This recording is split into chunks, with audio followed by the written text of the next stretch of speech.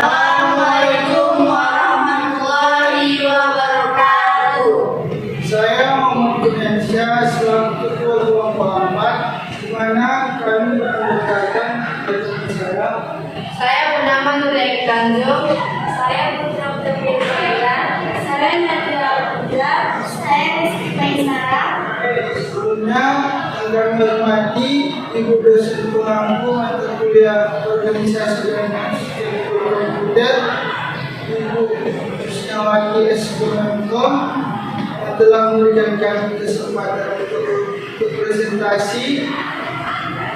Karena kami akan menampilkan materi kami yang berjudul pemrosesan data. Saya menjelaskan tentang pemrosesan data. Pemrosesan data adalah metode mengumpulkan data primer atau data mentah untuk diterjemahkan menjadi informasi yang berguna dan dapat digunakan. Melalui tahapan pemrosesan, data akan dikonversi menjadi format yang lebih mudah dibaca, seperti menghasilkan grafik, angka, dan berbagai dokumen. 2. Tujuan pemrosesan data adalah untuk mengubah data mentah menjadi informasi yang berguna dan dapat dipahami oleh pengguna. Proses ini melibatkan beberapa tahap seperti pengumpulan data, penyimpanan data, pengolahan data, analisis data, dan pelaporan hasil. Yaitu yang ketiga, manfaat pemrosesan data. 1. Meningkatkan efisiensi bisnis. 2. Meningkatkan kualitas data. 3. Meningkatkan keamanan data. 4. Meningkatkan produktivitas. 5. Meningkatkan inovasi. D. Siklus pemrosesan data.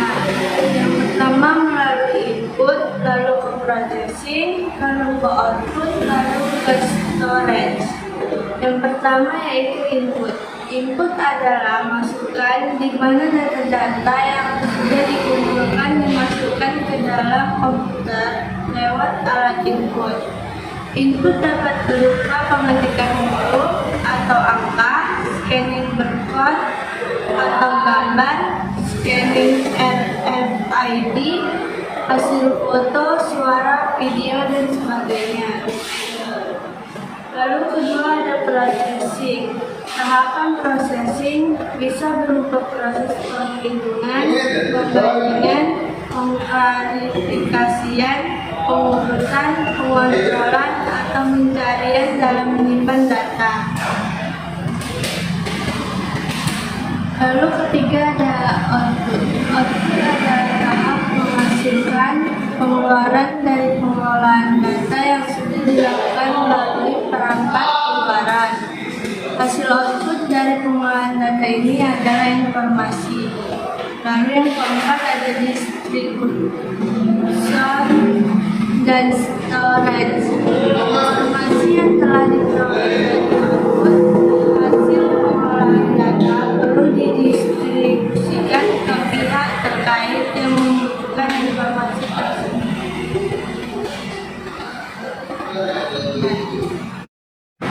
Jenis-jenis pemrosesan data. 1. Batch processing. Jenis pemrosesan data ini akan menentukan data dalam skala besar. Contohnya penggunaan terlihat pada sistem penyajian. 2. Real time processing. Di sini data akan diproses secara cepat dalam hitungan detik saat input diberikan. Contohnya terlihat dalam sistem penarikan uang di ATM. 3. Online processing.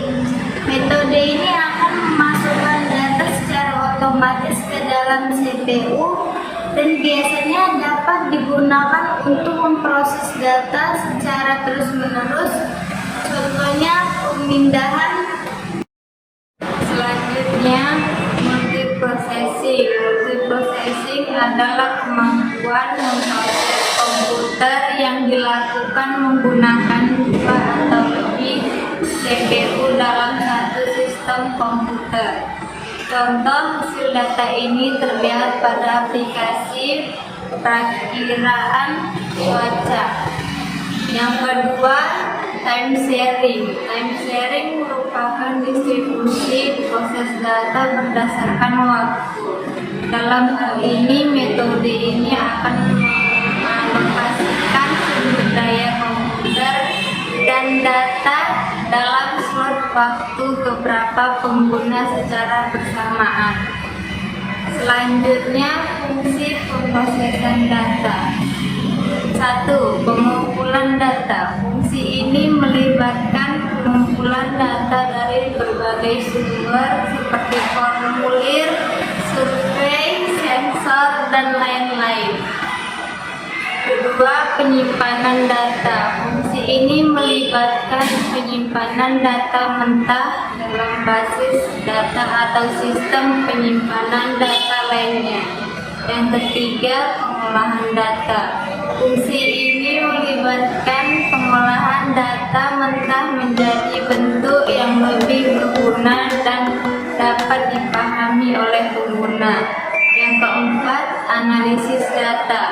Fungsi ini melibatkan analisis data untuk menemukan pola, tren, dan hubungan dalam data. Pelaporan hasil fungsi ini melibatkan pelaporan hasil dari analisis data kepada pengguna untuk membantu pengambilan keputusan yang lebih baik. 6. Pemeliharaan data. Fungsi ini melibatkan pemeliharaan data agar tetap up to date dan akurat. 7. Keamanan data. Fungsi ini melibatkan perlindungan data dari ancaman keamanan seperti hacking, virus, dan peracunan data atau pencurian data. 8. Privasi data. Fungsi ini melibatkan perlindungan privasi data pengguna dengan memastikan bahwa data pribadi tidak disalahgunakan atau dibagikan tanpa izin.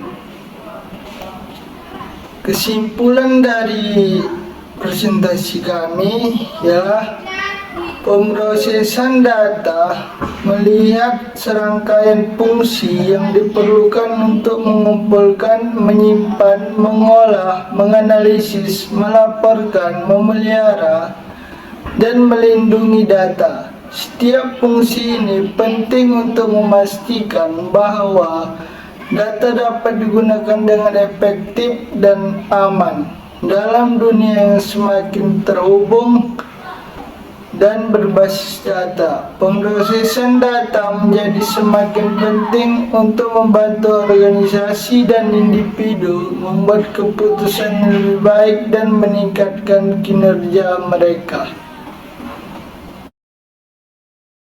Demikianlah presentasi kami. Jika ada kesalahan, berkata maupun tindakan mohon dimaafkan. Wassalamualaikum warahmatullahi wabarakatuh.